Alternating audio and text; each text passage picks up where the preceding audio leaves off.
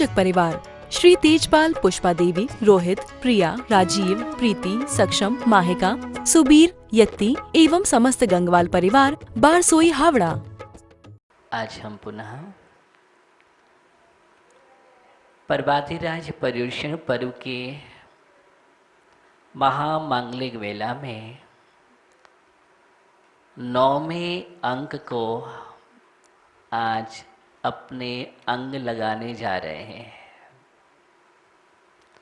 9 का अंक अगर जीवन में अंग बन जाए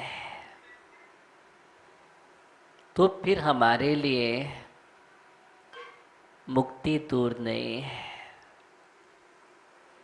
महान है 9 का अंक। जय दर्शन में 9 के अंक की महिमा बहुत ही अपने आप में महत्वशाली है। तो आज ऐसे ही 9वें पायदान पर हम पहुंच रहे हैं। उत्तम अकिंचन धर्म की चर्चा आपसे करूं कि खुद से करूं? किससे करूं? क्योंकि अकिंचन है और मुझे नहीं लगता है कि मैं आपसे करूं, फिर भी करूंगा, घबराना नहीं।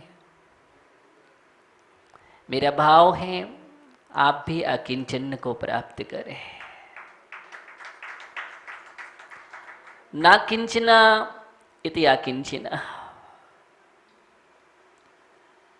यतो न किंचित ततो न किंचित, यतो यतो यामि ततो न किंचित, विचारे पश्यामि जगन्न किंचित, स्वरूपापबोधम दधिकम न किंचित।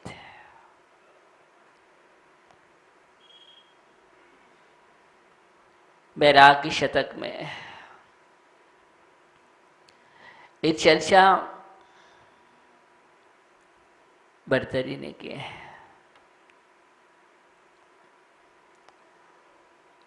क्या है? कुछ तो नहीं है। ये तो न किंचित, ना यहाँ कुछ, ततो न किंचित, न वहाँ कुछ। जहां मैं देखता हूं कुछ भी नहीं है, कुछ भी मेरा नहीं है।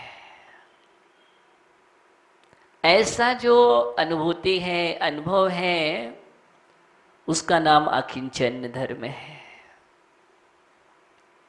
क्या आप ऐसी अनुभूति कर रहे हैं? क्या हो पा रही है क्या आपको? मेरा कुछ भी नहीं है। आप कहते तो मेरा ही मेरा है, सब कुछ है, जो भी है मेरा ही है।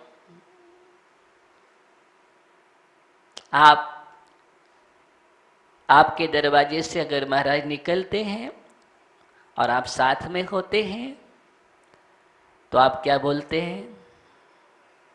महाराज श्री देखो ये मेरा भवन है। महाराज श्री देखो ये मेरी दुकान है, ये मेरा ऑफिस है। आपके चरण पड़ जाए तो और अच्छी बात है। इतने अच्छे से परिचय देता है, मेरा भवन है। एक सम्राट परिचय दे रहा था कि देखो संत के लिए ये मेरा भवन है, ये मेरे महल है। इतना सुंदर महल, इतना सुंदर महल है, ऐसा महल आपने कभी देखा भी नहीं होगा। कौन कह रहा है?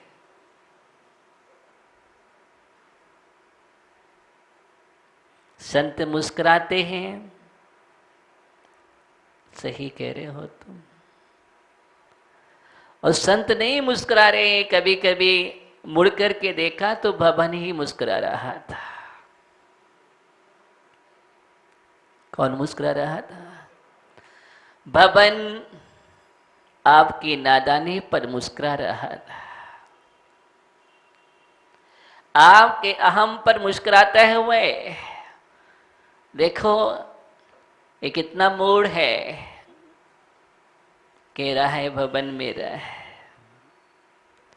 इसके पिता भी तो यही कह रहे थे, वह भी यही गुमान में रहे कि देखो मेरा भवन है, सबको परिचय दिया, बेटा भी वही परिचय दे रहा है। और उस बेटा का दादा भी यही परिचय दे रहा था, दादा का पिता और पिता का पिता भी दे रहा था। मालूम नहीं कितने कितनों ने परिचय दिया है, लेकिन भवन यही का यही खड़ा है, लेकिन उसमें भवनपति आज तक नहीं दिखाई दे रही है। इसका भवनपति कौन था? हाँ, इस भवनों की दीवालों पर तस्वीर लगी हुई है जिस पर माला पड़े हुए हैं, और कुछ तस्वीरें तो ऐसी हैं जिनको दीमक खा रही है।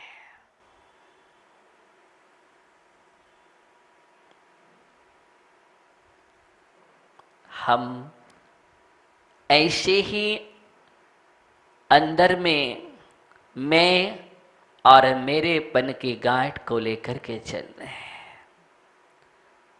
सबसे बड़ा कष्ट यही है, सबसे बड़ा दुख यही है कि मैं और मेरा, ये दो ही तो है हमारे जीवन में, और क्या है? इसके अलावा तो कुछ ही नहीं है, या तो मैं या मेरा। मैं ऐसा हूं, मैं इस प्रकार हो, मेरे पास कुछ भी कमी नहीं है। जानते नहीं हो, मैं अगर एक फोन घुमाऊं, जानते हैं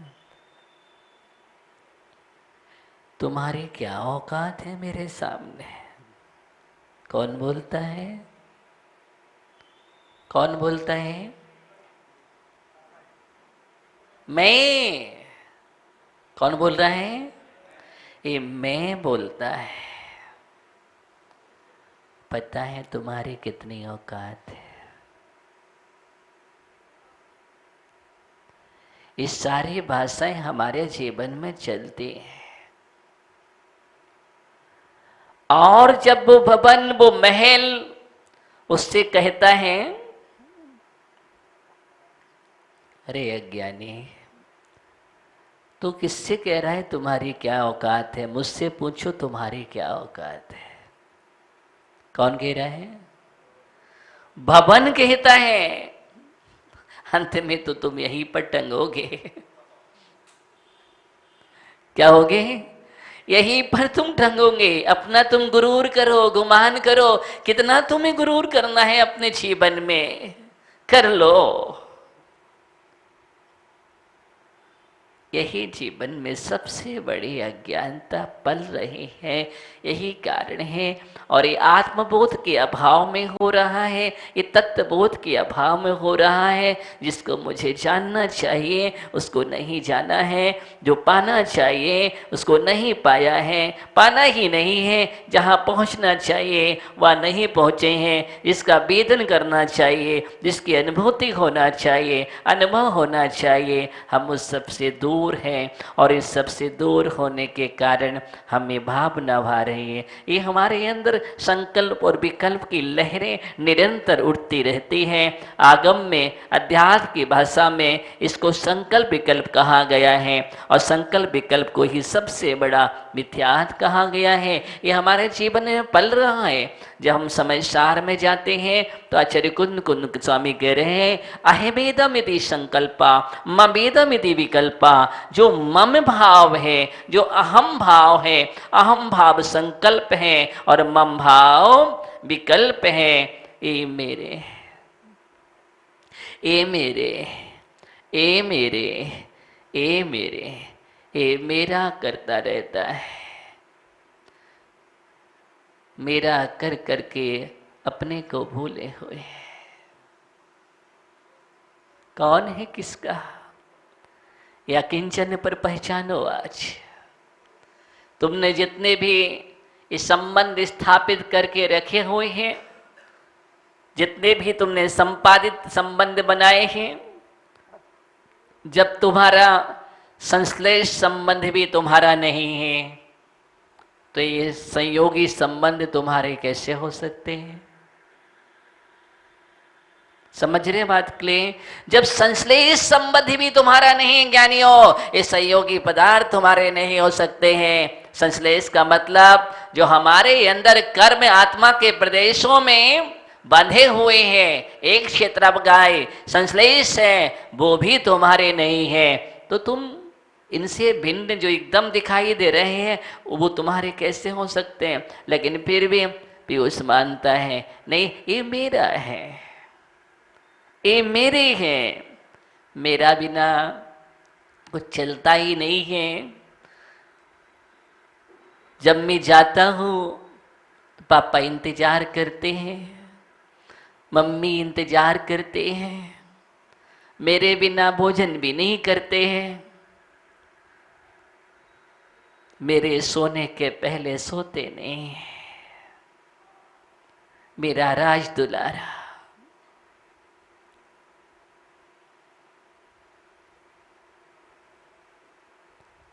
ये भावनाएं, ये मान्यताएं हमारे जीवन में भरी पड़ी हुई है। संत का उपदेश चल रहा था वैराग्य का।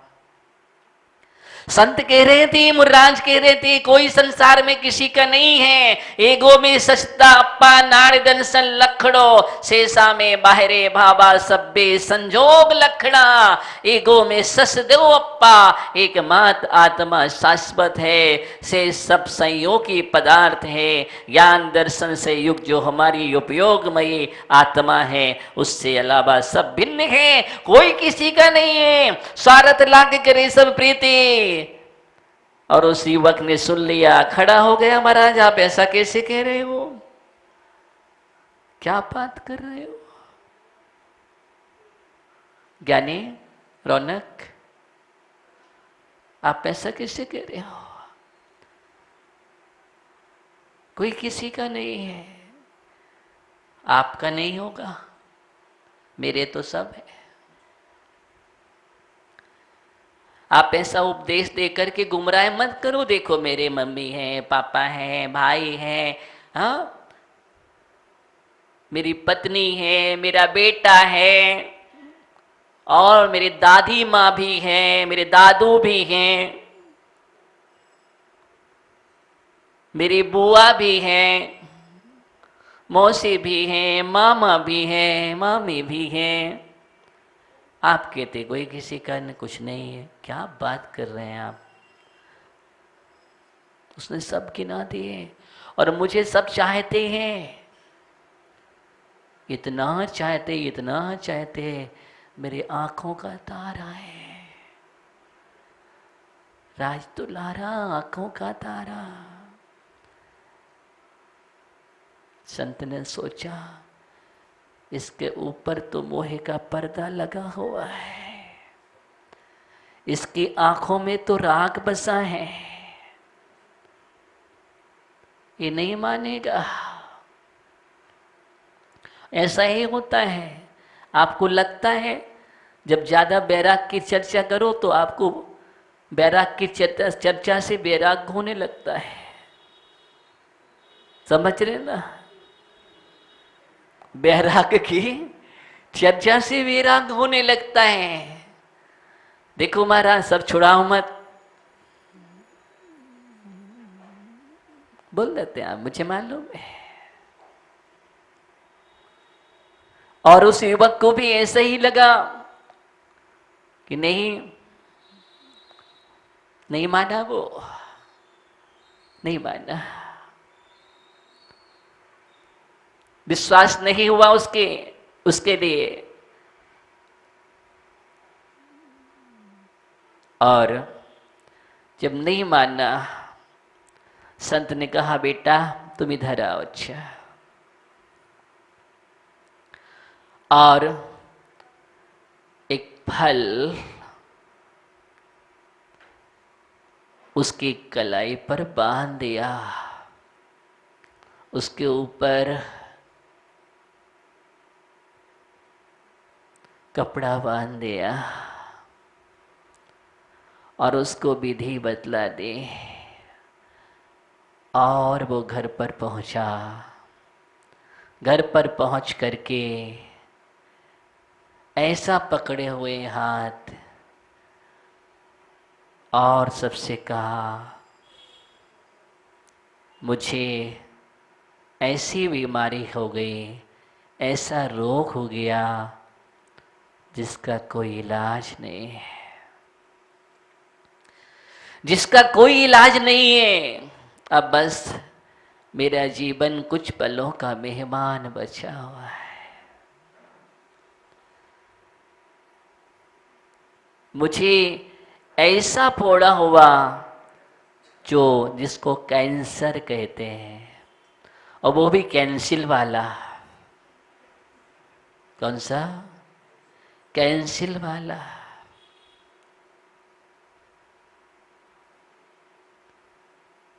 सभी लोग रोने लगे। माहौल गमगीन हो गया। सभी गम में डूब गए, शोकाकुलित हो गए। उस युवक ने कहा, लेकिन हाँ, इसका एक उपाय है, और उपाय बतलाया है मुझे। उपाय यही है कि इस फोड़े को अगर जो अपने मुख से चूस लेगा, चूसने वाले का मरण हो जाएगा और जिसको बीमारी है वह स्वस्थ हो जाएगा। पुण्यार्चक परिवार श्री तेजपाल, पुष्पा देवी, रोहित, प्रिया, राजीव, प्रीति, सक्षम, माहिका, सुबीर, यत्ती एवं समस्त गंगवाल परिवार, बारसोई, हावड़ा।